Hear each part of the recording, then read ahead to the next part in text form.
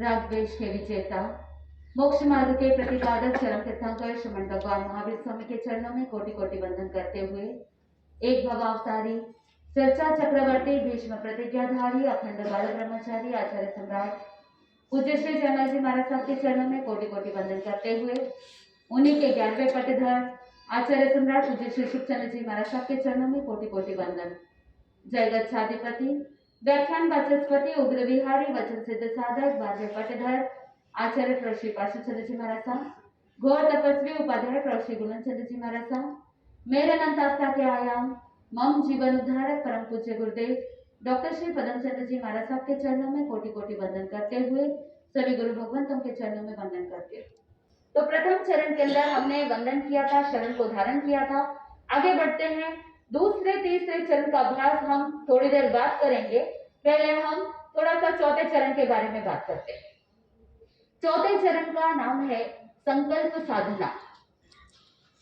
चौथे चरण के अंदर हम ऐसी साधना करते हैं जिसके माध्यम से हमारा संकल्प सुदृढ़ बन सकता है, क्योंकि जीवन के अंदर अगर सफलता को प्राप्त करना है तो संकल्प की सिद्धि होना बहुत महत्वपूर्ण है। पूज्य गुरुदेव डॉक्टर श्री पदमचंद्र जी महाराज साहब अनेकों बार कहते हैं, सपने कभी अपने नहीं होते, सपने कभी अपने नहीं होते हैं, लेकिन अगर सपनों के साथ संकल्प जुड़ जाता है तो वो सपने भी क्या बन जाते हैं, अपने हो जाते हैं।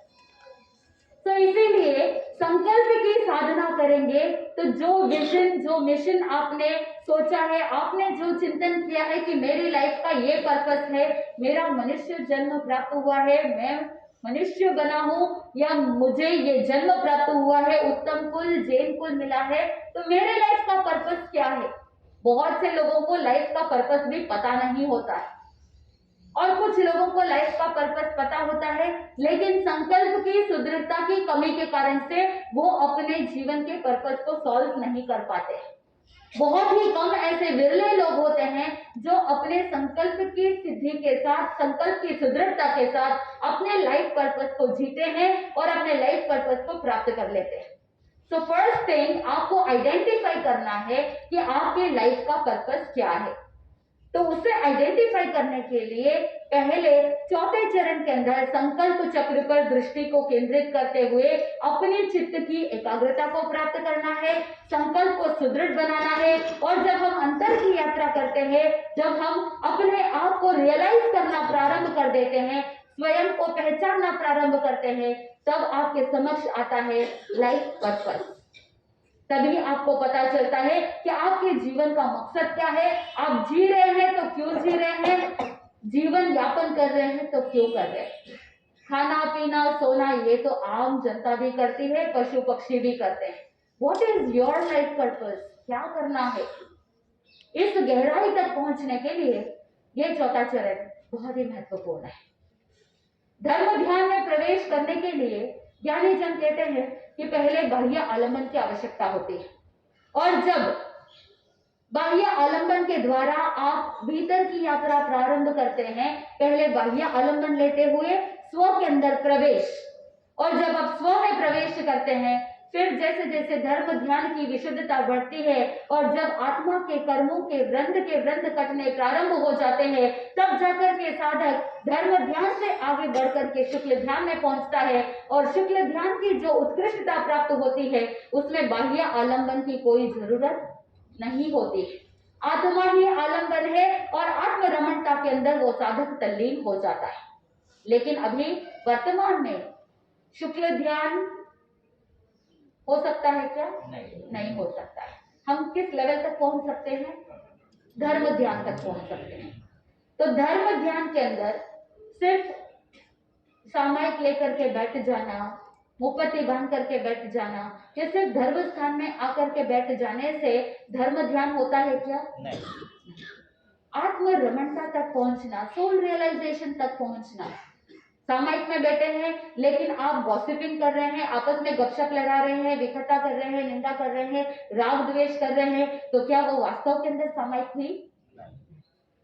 जैन अनुप्रयोग ध्यान साधना के जितने भी आज तक हजारों साधक हुए, उन्होंने भीतर से धर्म को प्रकट करने का अथक प्रयास किया, और ऐसे ऐसे साधक भी है जो जाति स्मरण ज्ञान तक भी पहुंच चुके हैं। तो इसीलिए आप सब अपने आप को गुरु भगवंतों के प्रति समर्पित कर दीजिए कि उन्होंने ये साधना प्रतिपादित की है, तो आप सबके उत्थान के लिए, आपकी आत्मा को परमात्मा तक पहुंचाने का एक प्रयास है ये जैन अनुपेहा ध्यान योग साधना।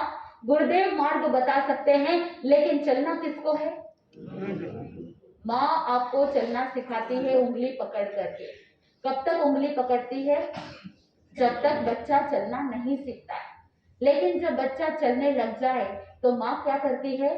माँ को जब कॉन्फिडेंस आ जाता है कि अपना बच्चा आराम से चल सकता है, तो माँ उंगली पकड़ना छोड़ देती है।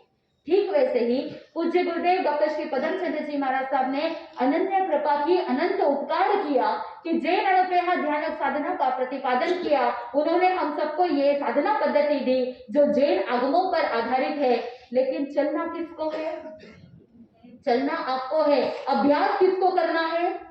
स्वयं को अभ्यास करना है। डेली रूटीन किसको बनाना है? जीवन का एक हिस्सा इस अनुपेहा ध्यान साधना का बनाना है, तो किसको बनाना है? आप स्वयं को बनाना है। कितने लोगों ने अपनी डेली जर्नल चालू कर दी है? कल मैंने आपको बताया था कि आपको अपनी डेली जर्नल चालू करनी है। बहुत अच्छा, बहुत सुंदर। चलिए, इतने लोगों में से अगर 2-4 लोग भी अगर डेली जर्नल चालू करके अपने जीवन की यात्रा प्रारंभ करते हैं तो बहुत अच्छी बात है। चौथे चरण के अंदर संकल्प की साधना कैसे करना, ये कला हम आज सीखेंगे। एक होता है बाह्य चक्र, संकल्प चक्र पर दृष्टि को केंद्रित करना। दूसरा होता है हमारी बॉडी के अंदर, कल गुरुदेव भी बता रहे थे, हमारे शरीर के अंदर कुछ ऐसे ऐसे स्थान है, केंद्र है, सेंटर्स है, जो ऑल्टरनेटिव थेरेपीज के अंदर उसे एनर्जी सेंटर कहते हैं, जैन दर्शन के अंदर केंद्र कहते हैं, और पतंजलि योग के अंदर चक्रास कहते हैं, चक्र कहते हैं। और मेडिकल साइंस ने इसे एंडोक्राइन ग्लैंड्स के साथ संबंध जोड़ दिया। तो हम इन सभी चीजों के बारे में 1 by 1 समझने का प्रयास करेंगे। सबसे पहले आचरण सूत्र के प्रथम श्रुत स्कंद के अंदर वर्णन आता है कि हमारे बॉडी के अंदर कुछ लोग क्या मानते हैं, आत्मा कहाँ है? आत्मा कहाँ है? आत्मा के आत्म प्रदेश कहाँ है? पूरे शरीर में। अन्य मत के अंदर कहा जाता है, कुछ लोग मानते हैं कि यहाँ पर आत्मा है, कुछ लोग सोचते हैं कि जो हार्ट चक्र है वहां पर आत्मा है। लेकिन जैन दर्शन मानता है कि संपूर्ण शरीर प्रमाणे आत्मा के आत्म प्रदेश फैले हुए हैं। और आचाराम सूत्र के अंदर बताया जाता है कि कुछ ऐसे स्थान होते हैं जिसे मर्म स्थल कहा, संधि स्थल कहा, जहां पर आत्म प्रदेशों की संख्या अधिक होती है, प्रचुर मात्रा में होती है। अगर किसी ने डंडे से लेकर के किसी के हाथ के ऊपर पीटा, मैक्सिमम क्या हो सकता है? ज्यादा से ज्यादा फ्रैक्चर हो सकता है। लेकिन वही अगर चोटी के स्थान पर अगर कोई लाठी से प्रहार करे तो प्राणों का घात भी हो सकता है। क्या लॉजिक है? यहाँ पर संधि स्थल है, मर्म स्थल है, आत्म प्रदेशों की संख्या बहुत ज्यादा है, मर्म स्थल है। और जहां संधि स्थल, मर्म स्थल पर चोट पहुंचती है, वहां पर प्राणों का घात भी हो सकता है।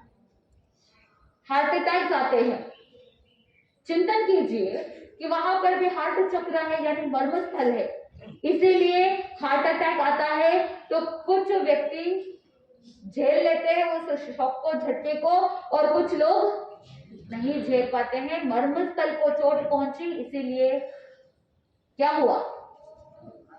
मृत्यु हो गई। बहुत से ऐसे लोग हैं जिनको ब्रेन स्ट्रोक होता है, वहां पर भी क्या है? मर्म स्थल है। तो ऐसे ऐसे जो मर्म स्थल होते हैं वहां पर पॉजिटिविटी होना बहुत जरूरी है। तो इस चौथे चरण के अंदर हम अपने इंटरनल चक्रास को जागृत करते हैं, इन केंद्रों के आत्म प्रदेशों को और ज्यादा पॉजिटिव बनाते हैं। कैसे? कर्मों को दूर हटाते हैं तो पॉजिटिव बन जाते हैं। उद्गल है, आत्मा के आत्म प्रदेशों को सशक्त बनाने के लिए कर्म रूपी पुद्गलों को आत्म प्रदेशों से विलग करना है, अलग करना है। तो एक एक चक्रास के बारे में हम आज आपको जानकारी देंगे। सबसे पहला चक्र है हम नीचे से ऊपर की तरफ, क्योंकि धरती को ग्राउंडेड रखता है कौन सा चक्र? मूलाधार चक्र। यहाँ पर तुलनात्मक अध्ययन है, समझना है। हो सके तो हम आपको वो चार्ट भी प्रोड्यूस करा देंगे। पतंजलि योग में मूलाधार चक्र कहते हैं, और जैन दर्शन के अंदर शक्ति केंद्र, क्योंकि मूल शक्ति का स्रोत क्या माना जाता है? मूलाधार चक्र। यहीं से मूल शक्ति का प्रादुर्भाव होता है। तो मूलाधार चक्र, उसे क्या कहा? शक्ति केंद्र। और मेडिकल साइंस का संबंध यहाँ पर कौन से ग्लैंड से है? नो, मूलाधार चक्र यानी गोनाड्स ग्रंथि जो होती है उससे संबंध रखता है। जो प्रजनन तंत्र होता है गोनाड्स से संबंध रखता है, यानी पुरुषों के अंदर टेस्टिस और लेडीज के अंदर ओवरी। जहां पर गोनाड्स होते हैं, रिप्रोडक्टिव ग्लैंड्स होते हैं, उनके साथ संबंध रखता है। ये मूलाधार चक्र क्या फंक्शन करता है? हमारे जो पैर होते हैं और पैरों की जो हड्डियां होती है, और हमें ग्राउंडेड रखने के लिए, धरती से कनेक्टेड रखने का कार्य ये मूलाधार चक्र करता है। अगर ये मूलाधार चक्र शक्ति केंद्र डिस्टर्ब हो जाता है तो कहां पर? सेफ्टी, सिक्योरिटी, सर्वाइवल इश्यूज, यानी अगर कोई व्यक्ति मन में ये चिंतन करता है कि मुझे कोई सपोर्ट नहीं कर रहा है, मैं कैसे सर्वाइव करूंगा, मैं कैसे जीऊंगा। बहुत से लोगों के मन में इनसिक्योरिटी फीलिंग होती है कि मैं परिवार के अंदर रह रहा हूं, मैं सेफ हूं या नहीं हूं। बहुत से लोगों के मन में भय संज्ञा रहती है। ये सारी चीजें क्यों?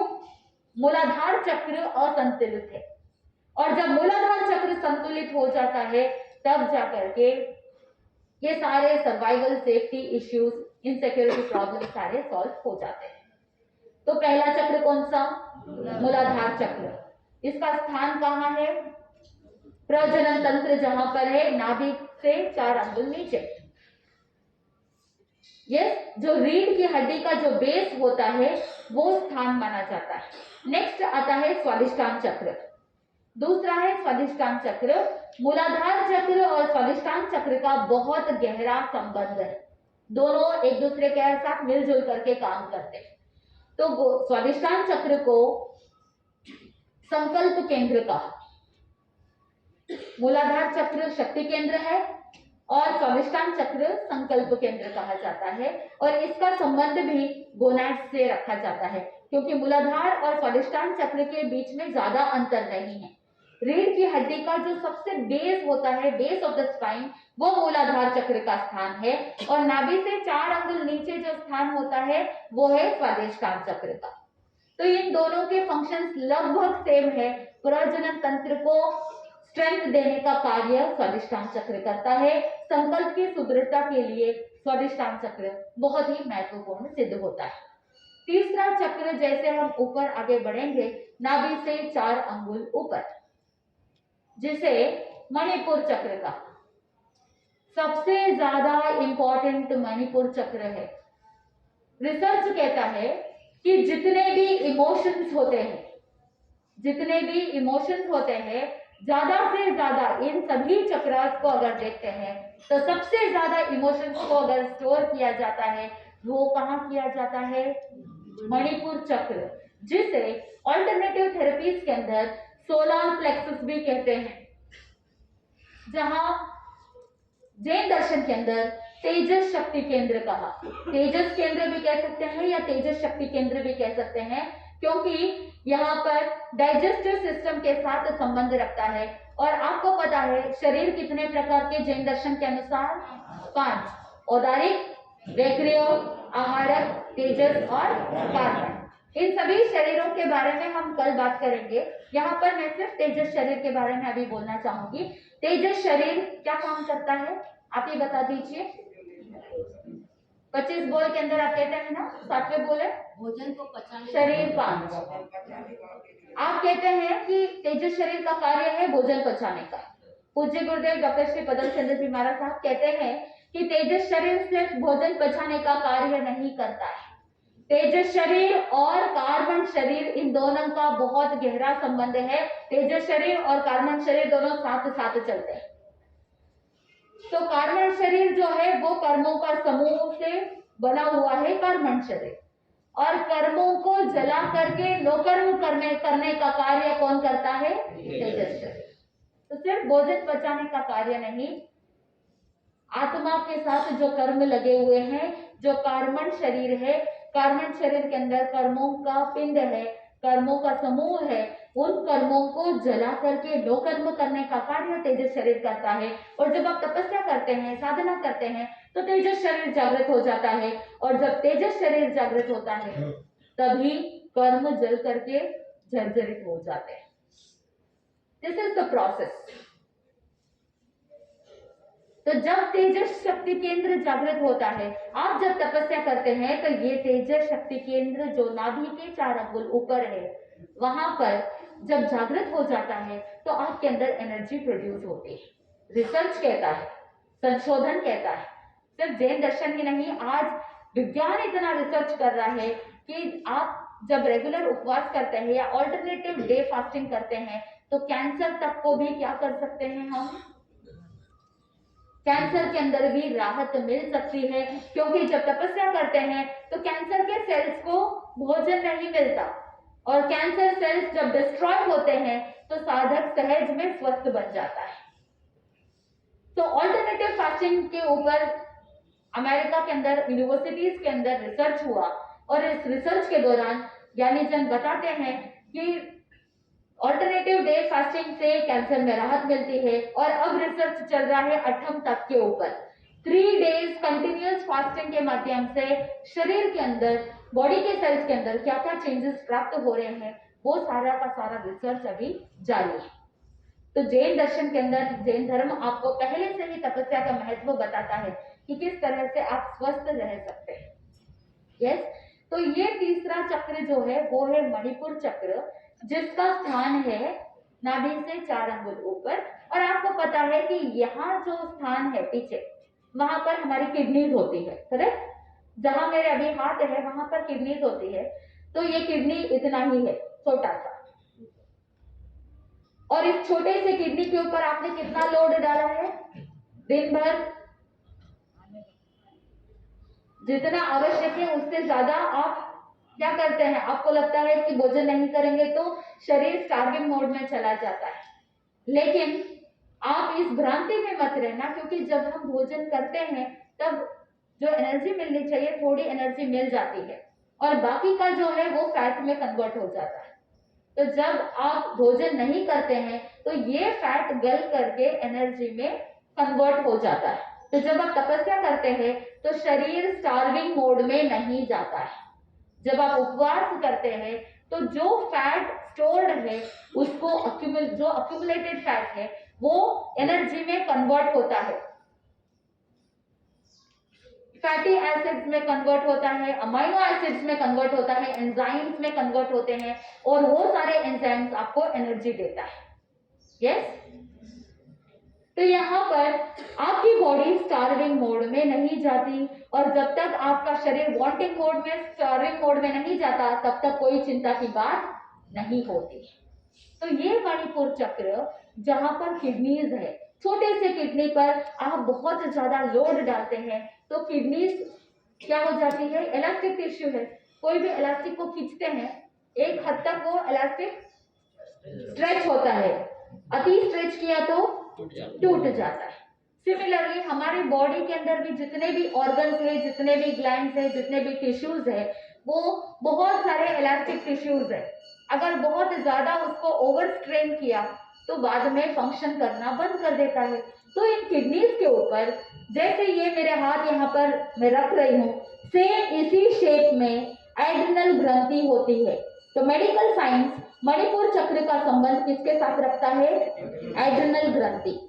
ये एड्रिनल ग्लैंड बहुत ज्यादा इंपॉर्टेंट इसीलिए है क्योंकि इसका काम ही है फाइट, फ्राइट, फ्लाइट पर्पस।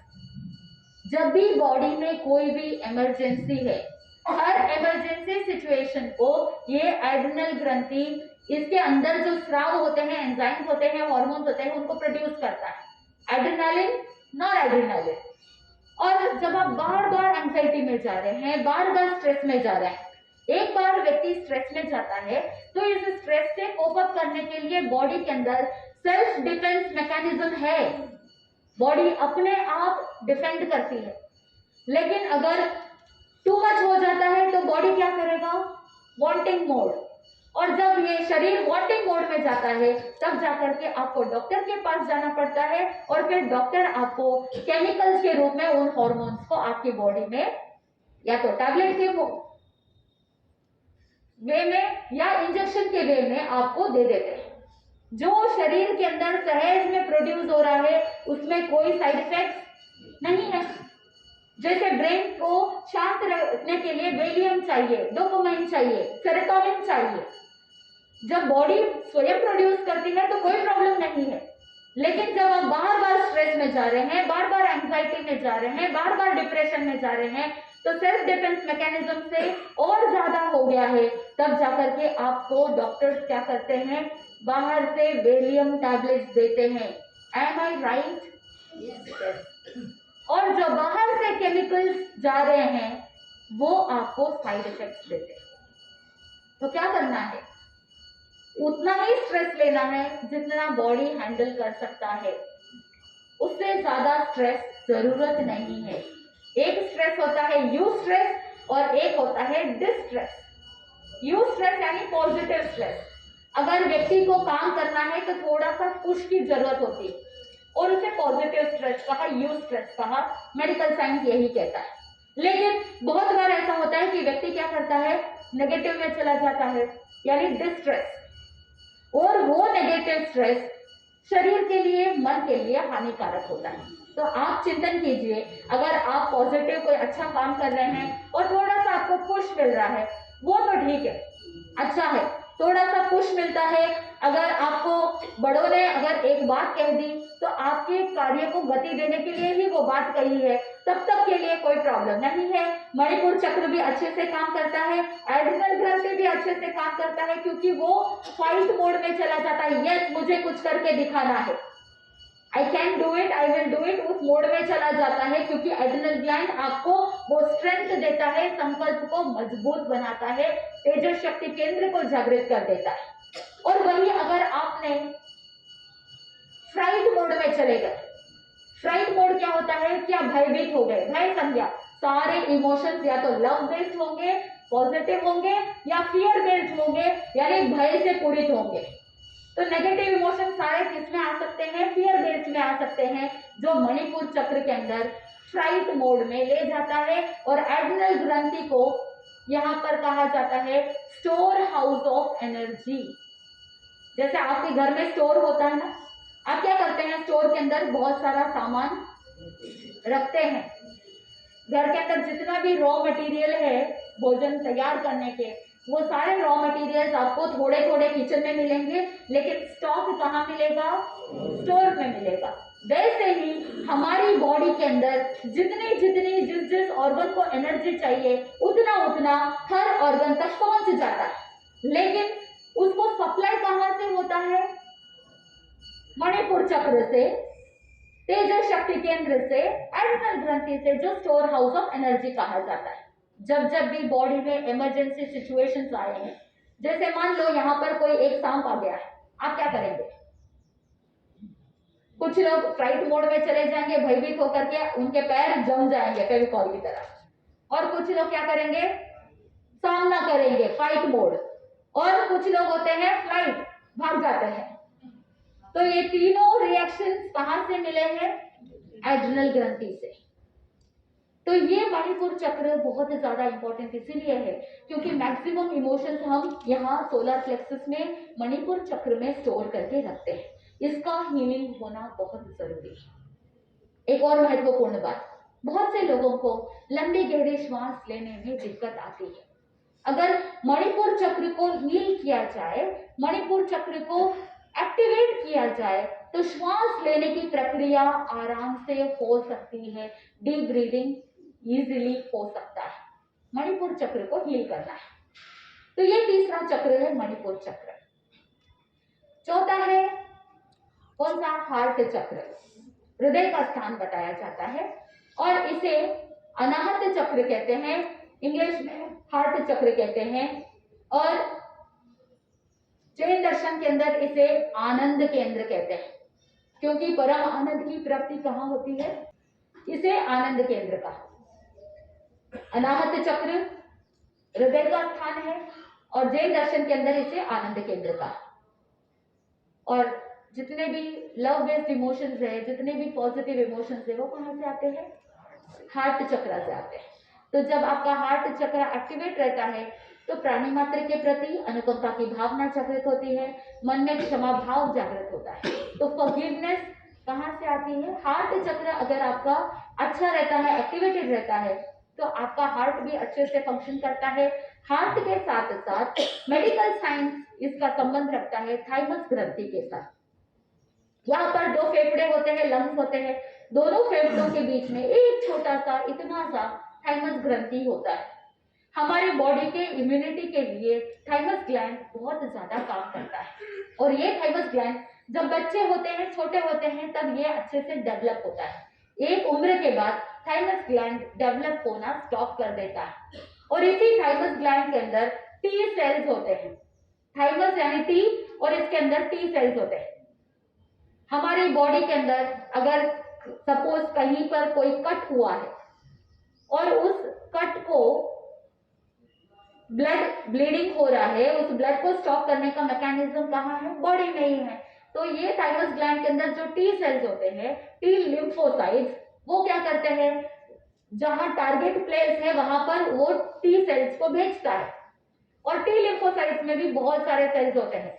कुछ मैक्रोफेजेस होते हैं जो ब्लड को क्लॉट करने के लिए हेल्प करते हैं, कुछ मेमोरी सेल्स होते हैं। अगली बार ऐसी सिचुएशन आई तो उसके अंदर मेमोरी होती है। हर एक कोशिका के अंदर, हर एक सेल के अंदर अपनी अपनी मेमोरी होती है। तो जब हम डीप हीलिंग करते हैं तो वहां पर सेल्युलर मेमोरीज तक काम किया जाता है। यानी जैन अनुपेहा ध्यान साधना का जो छठा सातवां चरण है, उसमें हम सेल्युलर मेमोरीज में काम करते हैं। यानी एक एक सेल्स, एक एक कोशिका के अंदर जो मेमोरीज होती है, उन मेमोरीज को हम सरफेस करते हुए अपने साथ जो पूर्व भवों की मेमोरीज जुड़ी हुई है उनको हील करने का प्रयास किया जाता है जैन अनुपेहा ध्यान साधना के छठे सातवें चरण के अंदर। तो यहाँ पर टी सेल्स के अंदर मेमोरी सेल्स भी होती है। वो याद रखता है कि अगली बार कभी कोई गिर पड़े और अगली बार कहीं कोई कट हो, अगली बार कहीं कोई ब्लीडिंग हो, तो क्या करना है, वहां पर टी सेल्स को भेजना है और ब्लड को वहां पर क्लॉट कर देना है। तो रोग प्रतिरोधक क्षमता अगर अच्छी रहेगी तो ये टी सेल्स आपकी बॉडी में अच्छे से काम करेंगे। तो आप स्वयं चिंतन कीजिए, अगर आपका आनंद केंद्र अनाहत चक्र स्वस्थ रहेगा तो ये थाइमस ग्रंथि भी स्वस्थ रहेगी। थाइमस ग्रंथि स्वस्थ रहेगी तो ये सारे टी सेल्स बहुत अच्छे से काम करेंगे। टी सेल्स अच्छे से काम करेंगे तब आपके शरीर में रोग बीमारियां रहेगी क्या? आपको पता है जैन दर्शन के अंदर कहा जाता है कि हमारे शरीर के अंदर जितने भी रोम है, कितने हैं, 3.5 करोड़, और एक एक रोग के अंदर पौने दो रोग है। ऐसा देखा जाए तो कितने करोड़, लगभग 5.5 करोड़ जितने रोग। और मेडिकल साइंस भी कहता है हमारी बॉडी के अंदर millions and millions micro organisms रहते हैं, लेकिन इनएक्टिव स्टेज में रहते हैं। जैन दर्शन भी यही कह रहा है कि वो सारे जितने भी रोग है वो सारे के सारे इनएक्टिव स्टेज में है। और मेडिकल साइंस भी यही कह रहा है कि जो माइक्रो ऑर्गेनिजम्स, कुछ अच्छे माइक्रो ऑर्गेनिजम्स हैं जो बॉडी के फंक्शन के लिए काम करते हैं, और कुछ है जो रोग उत्पन्न करा सकता है लेकिन वो इनएक्टिव मोड में रहता है। लेकिन अगर आपने अपने इमोशंस को कंट्रोल नहीं किया, अगर आपने अपने शरीर के साथ आपने ज्यादा ओवरलोड कर दिया, शरीर को बहुत ज्यादा स्ट्रेस एंजाइटी में ले जा रहे हैं, तो ये सारे जो इनएक्टिव स्टेज में जो माइक्रो ऑर्गेनिजम्स है वो सब क्या हो जाएंगे, एक्टिव हो जाएंगे। और जब ये सारे ऑर्गेनिजम्स एक्टिव हो जाते हैं तो शरीर के अंदर बीमारियां आ जाती है। वही अगर एक एक चक्रास को हम एक्टिवेट रखते हैं, स्वस्थ रखते हैं, संतुलित रखते हैं, एनर्जीज को बैलेंस करके चलते हैं, तो ये सारे रोग जो इनएक्टिव मोड में है, इनएक्टिव स्टेट में है, वो इनएक्टिव ही रहते हैं, एक्टिव नहीं बनते। अगला चक्र है थ्रोट चक्र, विशुद्धि चक्र। जैन दर्शन के अंदर इसे विशुद्धि केंद्र कहा और मेडिकल साइंस के अंदर इसका संबंध थायराइड पैराथायराइड ग्रंथि से रखा जाता है। विशुद्धि केंद्र, विशुद्धि चक्र का संबंध किससे है? थायराइड और पैराथायराइड ग्रंथि से है।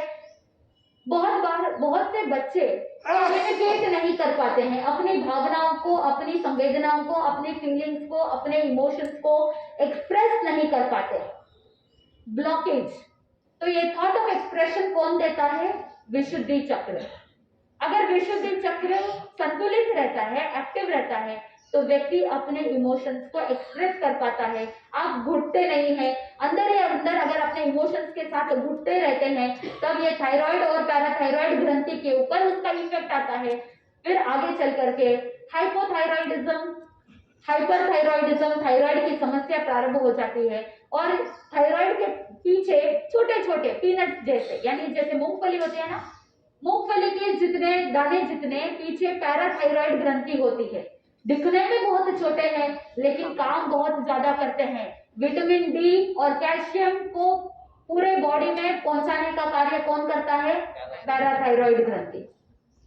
और अगर आपका विशुद्धि केंद्र स्वस्थ नहीं रहता है तो थायराइड की प्रॉब्लम और साथ में कैल्शियम और विटामिन डी की समस्या पैराथायराइड ग्रंथि की वजह से। तो ये थ्रोट चक्र। आगे चलते हैं, कौन सा? आज्ञा चक्र। आज्ञा चक्र जिसका संबंध मेडिकल साइंस के साथ पिट्यूटरी ग्रंथि से। आज्ञा चक्र को यहाँ पर दर्शन केंद्र कहा, जैन दर्शन के अंदर दर्शन केंद्र। पिट्यूटरी ग्रंथि को मेडिकल साइंस में मास्टर ग्लैंड कहा है। समस्त पूरे शरीर में जितने भी एंडोक्राइन, एक्सोक्राइन, जितने भी ग्रंथियां हैं, उन सबको कंट्रोल करने वाला पिट्यूटरी ग्लैंड। ये पिट्यूटरी ग्रंथि पूरी बॉडी को मास्टर करता है, कौन सी ग्रंथि को कैसे काम करना है, कौन सी ग्रंथि से कौन से हार्मोन्स निकलने हैं।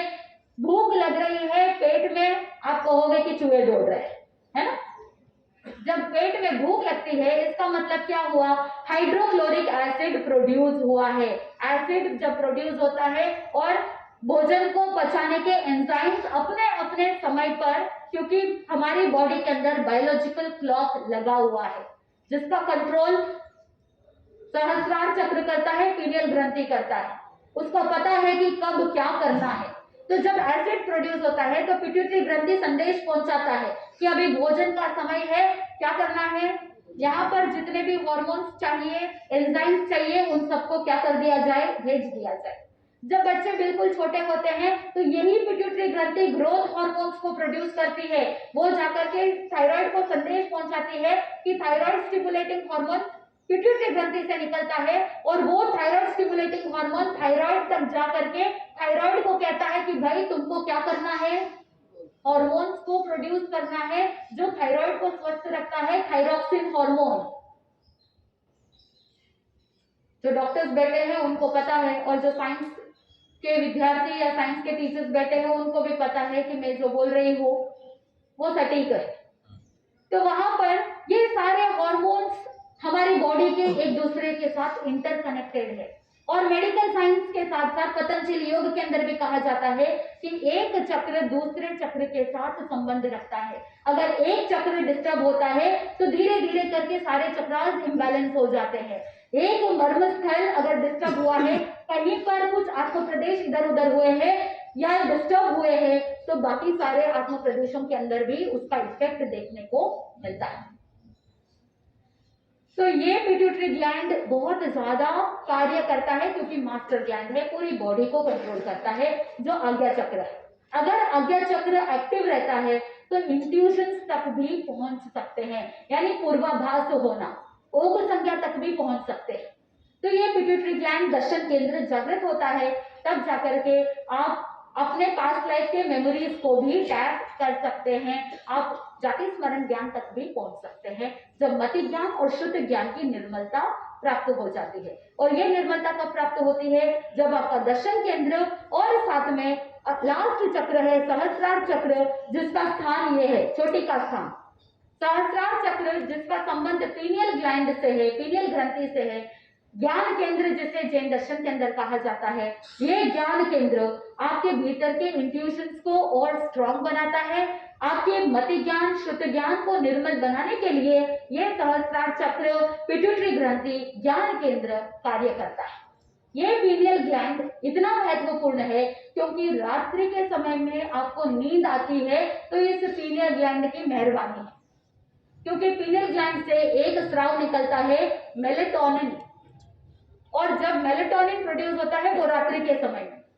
तो आपको नींद नहीं आती है, क्यों नहीं आती है? नींद नहीं आने के पीछे लोग बहुत सारे स्लीपिंग टैबलेट्स लेते हैं, मेलेटोनिन, क्लोरोफिल आदि बहुत सारे बाहर के सप्लीमेंट्स लेते हैं। लेकिन अगर आपकी पीनियल ग्रंथि जागृत रहती है तो आप समय पर, रात्रि के समय में, नींद के समय में नींद ले लेते हैं, और साथ में ये पीनियल ग्रंथि जो है वो डोपामाइन और सेरोटोनिन को भी प्रोड्यूस कराने का कार्य करती है। और जब हमारे भीतर डोपामाइन और सेरोटोनिन रहते हैं, इनको हैप्पीनेस हार्मोन्स बोलते हैं, यानी भीतर से आनंद की प्राप्ति कराने का कार्य ये पीनियल ग्रंथि करता है, सेरोटोनिन, डोपामाइन करता है। तो अगर आप बार बार उदास हो रहे हैं, सैडिस्ट बन रहे हैं, हमेशा मुंह लटकाए हुए रहते हैं, तो समझ जाना कि उसके शरीर के अंदर क्या कम है? डोपामाइन कम है, सेरोटोनिन कम है। और जब डोपामाइन की कमी होती है तो चाहे कितना भी खुश करने की कोशिश कर दो, वो खुश होते ही नहीं है। तो इसीलिए शरीर के अंदर डोपामाइन हमेशा बरकरार रहना चाहिए और हमेशा प्रसन्नता के साथ रहना चाहिए। तो ये 7 चक्रास है, इन सब के बारे में आपको जानकारी दी है। कौन से स्थान पर, कहां पर ये ग्रंथियां काम करती है आपके बॉडी के अंदर, इनके पोजीशंस भी आप जान चुके हैं। तो कल सुबह डायरेक्ट हम तीसरे चरण का अभ्यास करते हुए चौथे चरण के अंदर प्रवेश करेंगे। तो समय पे आ जाना है और यहाँ पर आने के बाद इस संकल्प चक्र पर दृष्टि को केंद्रित करना है। तो अभी आप 1 मिनट के लिए संकल्प चक्र पर दृष्टि को केंद्रित करेंगे और इस पूरे आधे घंटे के दौरान मैंने जो 7 चक्रास के बारे में बताया है उनको आप रिकलेक्ट करेंगे, आपको सब कुछ याद रहेगा। यस, चक्र पर दृष्टि को केंद्रित कीजिए, एक तक देखिए,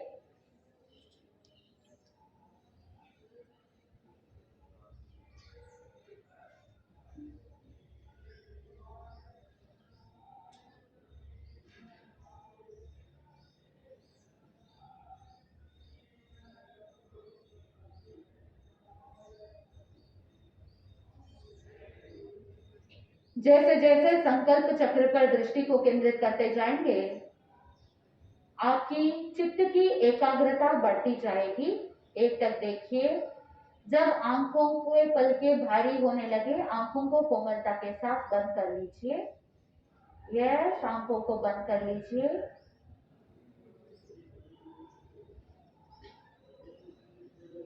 अपनी आंखों को कोमलता के साथ बंद कर लीजिए।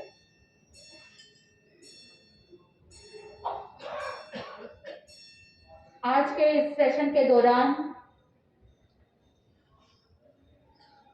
आपने जो कुछ भी सीखा है 7 चक्रास के बारे में, उन्हें याद करने की कोशिश करेंगे। आपको सब कुछ रील की तरह याद आ जाएगा। पहला चक्र मूलाधार, कौन सा चक्र कौन से स्थान पर है उसे आप आइडेंटिफाई करेंगे।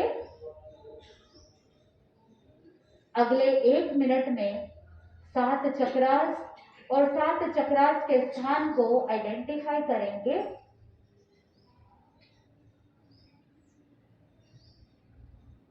एक एक करके सारे चक्रास आपको याद आ जाएंगे। आपकी मेमोरी बहुत अच्छी हो चुकी है।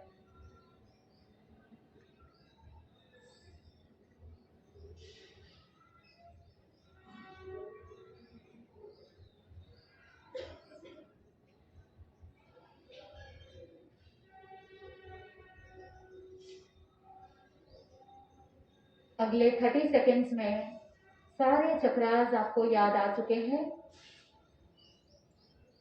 एक एक करके चक्रास के नाम जैन दर्शन के अंदर उनको किस तरह के केंद्र बताए जाते हैं, कौन से ग्रंथि उनसे ग्लैंड से संबंध रखता है, एक एक करके सारे याद आते जाएंगे। मेमोरी बिल्कुल तेज हो चुकी है।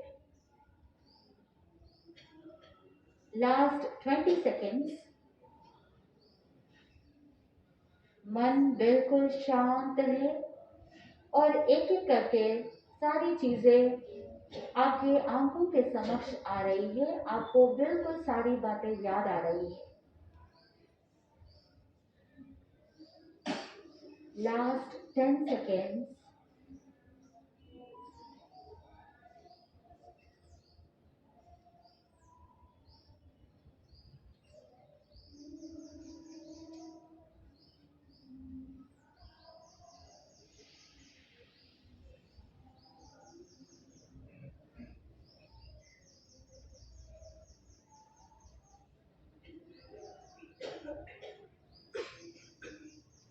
Yes, relax.